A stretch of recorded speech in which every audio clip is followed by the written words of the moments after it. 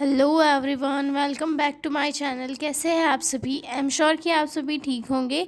तो चलिए हम लोग आज का वीडियो स्टार्ट करते हैं। आज की वीडियो में हम लोग डील करने वाले हैं टाइप्स ऑफ एजुकेशनल ऑब्जेक्टिव। ठीक है, तो ये जो है काफ़ी इंपॉर्टेंट क्वेश्चन है और प्रीवियस ईयर में पूछा गया था। ठीक है, तो जो लोग भी चैनल पर नए हैं वो लोग चैनल को सब्सक्राइब कर ले, वीडियो को लाइक करें और अपने दोस्तों के साथ शेयर ज़रूर करें ताकि सभी को जो है ईजी लैंग्वेज में नोट्स मिल सके। और हाँ, अगर आपको पीडीएफ नोट्स की रिक्वायरमेंट हो तो आप मुझे डायरेक्ट मेरे डिस्क्रिप्शन में दिए गए मेल पर कांटेक्ट करके पीडीएफ नोट्स ले सकते हो। ठीक है, तो चलिए हम लोग स्टार्ट करते हैं इंट्रोडक्शन से। ठीक है, एजुकेशनल ऑब्जेक्टिव्स आर गोल और एम्स ऑफ टीचिंग, यानी कि एजुकेशनल ऑब्जेक्टिव्स का मीनिंग क्या है कि ये एक पर्टिकुलर गोल होता है टीचिंग का और एम होता है कि हम लोग टीचिंग क्यों देना चाह रहे हैं और इससे जो है बच्चों को क्या समझ में आएगा और इसके क्या क्या आउटकम निकलेंगे। यानी कि हम कोई पर्टिकुलर टॉपिक जो है किसी स्टूडेंट को या पूरी क्लास को पढ़ा रहे हैं तो उसके बाद में उसका एम क्या होगा, दैट मीन्स कि बच्चों को कि कौन कौन सा नॉलेज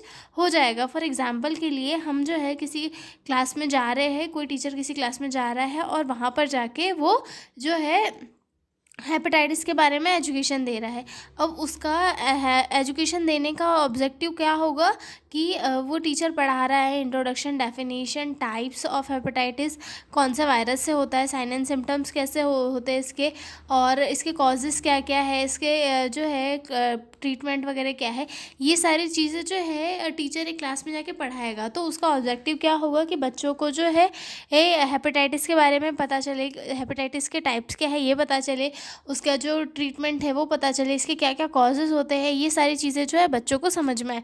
तो ये टीचिंग का ऑब्जेक्टिव होता है, यानी कि जो टीचर पढ़ा रहा है बच्चों को और बच्चों को क्या समझ में आ रहा है, वो सारी चीज़ें क्या होती है, एक ऑब्जेक्टिव होता है टीचिंग का। ठीक है, यानी कि टीचिंग का एम क्या है वही ऑब्जेक्टिव कहलाता है। ठीक है, they describe what student should be able to know, do और feel after learning process, यानी कि ऑब्जेक्टिव्स ये डिस्क्राइब करते हैं कि बच्चे जो है लर्न करने के बाद, पढ़ने के बाद कौन कौन सी चीज़ें उन्हें आ जाएगी, मतलब बच्चे जो है किस किस चीज़ों को करने में कैपेबल होंगे आफ्टर लर्निंग, ये ऑब्जेक्टिव्स वो डिस्क्राइब करते हैं। ठीक है, objective help in planning, teaching and evaluating learning. जो एजुकेशनल ऑब्जेक्टिव्स होते हैं इनके थ्रू जो है क्लास की प्लानिंग करी जा सकती है, टीचिंग की प्लानिंग करी जा सकती है और लर्निंग को इवोल्यूट किया जाता है, किया जा सकता है। जैसे कि टीचर ने क्लास में क्या पढ़ाया, हम क्वेश्चन वगैरह करके इनके थ्रू जो है क्लास से पूछ सकते हैं कि आपको कौन कौन सी चीज़ें समझ में आई। ठीक है, उसके बाद आते हैं educational objectives are statements that describe what learners are expected to achieve after lesson और कोर्स, यानी कि एजुकेशनल ऑब्जेक्टिव्स जो है एक स्टेटमेंट होते हैं जो डिस्क्राइब करते हैं कि लर्नर जो है क्या अचीव कर चुके हैं कोर्स के बाद में, यानी कि उन्होंने क्या चीज़ें क्लास में अटेंड करी और उन्हें कौन कौन से ये चीज़ें आ गई है, तो यानी कि उनका क्या क्या अचीवमेंट है क्लास अटेंड करने के बाद। ये सब जो है ऑब्जेक्टिव, स्पेसिफिक और जनरल ऑब्जेक्टिव जो है एक्सप्लेन करते हैं। ठीक है, उसके बाद educational objectives are divided into general and specific objective. जो है दो टाइप में इसे डिवाइड किया गया है। फर्स्ट तो आता है जनरल ऑब्जेक्टिव, देन आता है स्पेसिफिक ऑब्जेक्टिव। ठीक है, फर्स्ट वाला डील करेंगे हम लोग जनरल ऑब्जेक्टिव। जनरल ऑब्जेक्टिव क्या होता है, एक ब्रॉड ऑब्जेक्टिव होता है। ठीक है, जनरल ऑब्जेक्टिव में कैसे कि जो पूरा टॉपिक है उस टॉपिक के बारे में कौन कौन सी चीज़ें हैं, सारी चीज़ें उसमें इंक्लूड होगी। ठीक है, हम इसे पढ़ते हैं फिर मैं इसे एग्जांपल के साथ और अच्छे से एक बार एक्सप्लेन करूँगी। ठीक है, general objectives are also called broad objective. इन्हें जो है ब्रॉड ऑब्जेक्टिव भी कहा जाता है क्योंकि ये ब्रॉड होते हैं। ठीक है, general objective are broad overall goals of education और सब्जेक्ट, यानी कि जो ओवरऑल जो सब्जेक्ट होता है या फिर ओवरऑल जो एक टॉपिक होता है उसका एक ब्रॉड ये होता है, दैट मीन्स उसका ब्रॉड फॉर्म में किसी भी टॉपिक का एक ब्रॉड फॉर्म जनरल ऑब्जेक्टिव कहलाता है। ठीक है, they give on idea of overall purpose of teaching on topic, मतलब इनके थ्रू जो है एक पूरा ओवरऑल पर्पस मिल जाता है टीचिंग का कि ये जो टॉपिक है या कोई सब्जेक्ट है क्यों पढ़ाया जा रहा है। ठीक है, अब इसके फीचर्स देख लेते हैं। फीचर्स क्या होते हैं। वाइड इन स्कोप, इसका जो स्कोप है वो भी काफ़ी वाइड होता है। डिस्क्राइब द ओवरऑल आउटकम, यानी कि पूरा ओवरऑल आउटकम जो है डिस्क्राइब किया जाता है, ठीक है। नॉट इजीली मेजरेबल, मतलब जो जनरल ऑब्जेक्टिव्स होते हैं इन्हें इजीली मेज़र नहीं किया जा सकता क्योंकि ये ब्रॉड होते हैं। Focus on long term learning goals, मतलब इन्हें जो है इनका यूज़ जो है लॉन्ग टर्म लर्निंग गोल्स में, मतलब इनका जो फोकस होता है वो लॉन्ग टर्म लर्निंग होता है, यानी कि लंबे टाइम तक जब कोई स्टूडेंट लर्निंग करता है उसके बाद उनका क्या आउटकम निकलता है उसे जो है हम लोग जनरल ऑब्जेक्टिव कह सकते हैं, ठीक है। फॉर एग्जांपल के लिए the student will understand the importance of personal hygiene, यानी कि इसमें स्टूडेंट जो है सारी चीज़ें सीखेगा कि पर्सनल हाइजीन क्या है, उसका इंट्रोडक्शन क्या है, डेफिनेशन क्या है, किस किस इससे हम लोग मेथड से पर्सनल हाइजीन मेंटेन कर सकते हैं, कौन कौन सी चीज़ें इसमें इंक्लूड होगी, और पर्सनल हाइजीन मेंटेन नहीं करने से क्या होगा और करने से क्या होगा, क्या ये हमारे लिए बेनिफिशियल है, क्या हमारे लिए बेनिफिशियल नहीं है। ये सारी चीज़ें जो है एक स्टूडेंट सीखेगा और इसे जो है एक जनरल ऑब्जेक्टिव कहा जाता है। अब मैं थोड़ा सा स्पेसिफिक ऑब्जेक्टिव का एग्जाम्पल भी बता देती हूँ, फिर हम स्पेसिफिक ऑब्जेक्टिव पढ़ेंगे।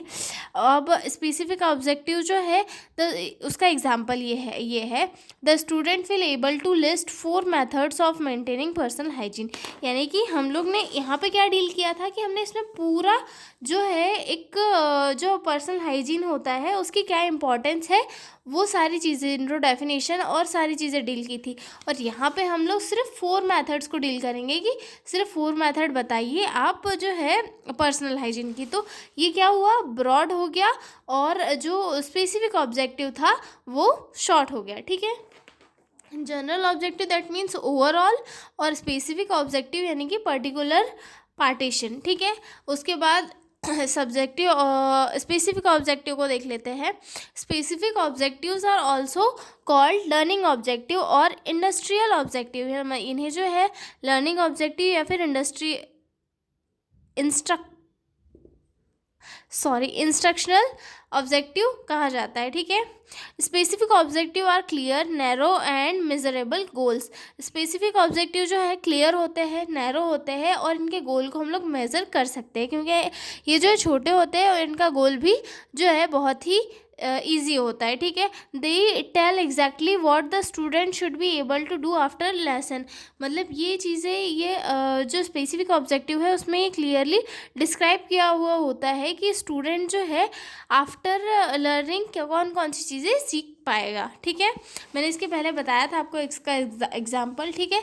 अब इसके फीचर्स देख लेते हैं कि फीचर्स क्या क्या होते हैं स्पेसिफिक ऑब्जेक्टिव के। Specific objective narrow and focus, clearly written and measurable, मतलब ये जो होते हैं नैरो होते हैं और फोकस्ड होते हैं, और इनका ये जो क्लियरली रिटर्न होते हैं और मीजरेबल भी होते हैं, मतलब इन्हें हम देख सकते हैं कि कितना बड़ा है, इसे परफॉर्म करने के लिए हमें कितनी देर लगेगी, और इन्हें ये रिटर्न फॉर्म में भी होता है कि आपको इतना इतना लिखना है, ठीक है।